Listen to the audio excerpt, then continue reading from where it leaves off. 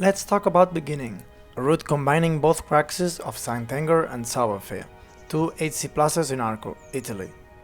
It was first ascended by Stefano Ghisolfi on May 2020 after the lockdown, and then climbed by Ondra on September of the same year. I'm gonna compare both climbers on how they approach the route. Right from the beginning we can already see some differences. After clipping the second row, Adam downclimbs a move and starts more towards his left, while Stefano doesn't downclimb and continues climbing straight. They basically use the same holds, although here Adam does it more statically and Stefano takes his right hold more dynamically. His right hand is not great and you have to commit and go to an okay hold. Ghisolfi clips the next row and Ondra skips it and clips directly the next one, since he had extended it. I had this technique of extending this draw to have the ability to clip from underneath and not having to clip in the first crux.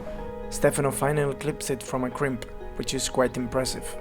Ondra continues climbing using a bit more the wall in the left, by placing his left foot there, and looking like he's using more power strength. Stefano seems to do his moves more calmly. In the first crux of Sant'Anger, Adam is able to stay in the wall after the big move with the right hand, and Stefano has to do a small dyno. They both clip and rest a bit in the same position. By now, Stefano has climbed for 20 seconds longer. The next move is the same, although Stefano looks comfortable and clips, while Adam skips the draw and continues climbing. This is the new part that connects Sant'Anger with Sauerfehler. After you pass this first crux of Sant'Anger, the 80+, up to there it's 80 already, you make the new section, traverse to the left. Here we see a big difference. Ondra uses a right foot much higher than Ghisolfi, who places his next left foot before the right one, contrary to Adam. Since his left foot is free, Ondra uses a high drop knee in the left wall. Stefano continues climbing more in the vertical and clips with the left hand, with his right hand in the sloper, as opposed to Adam. Ghisolfi rests here for about 30 seconds, although Ondra doesn't consider this hold good enough to rest, so he uses one of his infamous knee bars. Let's hear him.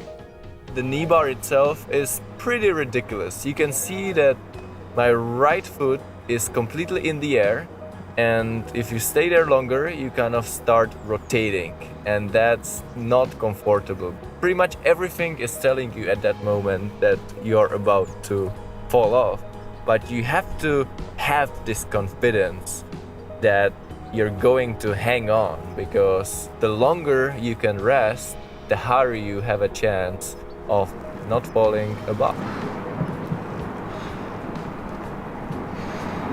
The good thing is that you can just keep switching your legs, which is great because you have to produce so much tension against pretty bad foothold that you're able to hang there for maybe only 10 or 15 seconds at once. But once you switch the leg, the other leg is able to recover for a little bit, and then you just keep doing it right, left, and due to that, I could maybe stay there for 1.5 minutes.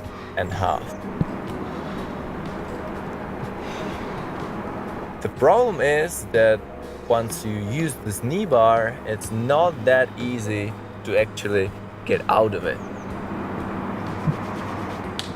Here in this position, I was already pretty tired in both my legs and my core, but I felt my forearms were so much more relaxed.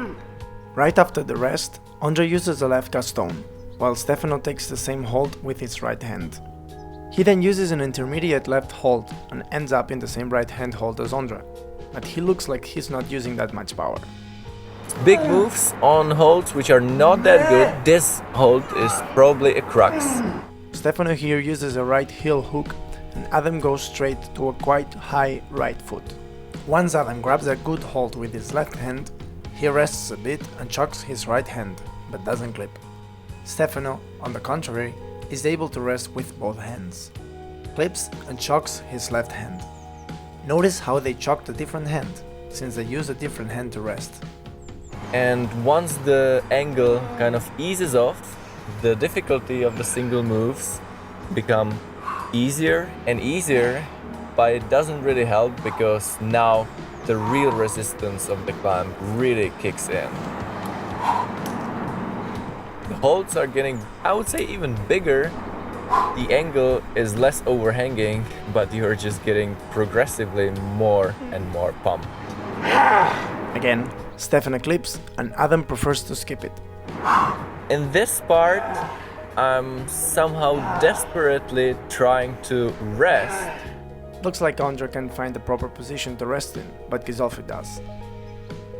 Notice that they have already been climbing for the same time. I felt I definitely need to sprint in this last section, which is actually amazing. This sharp gray rock, just perfect to climb. They both skip the same draw.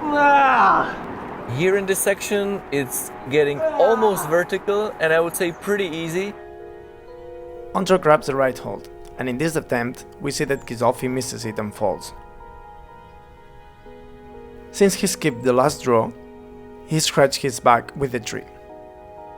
Overall, I feel like Stefano did some moves with a bit more control and he didn't use as much power strength as Adam did. Although that's because he practiced more times than Adam, who was able to send it on his second go. Oh, it's so bumpy. Yes, pretty heavy.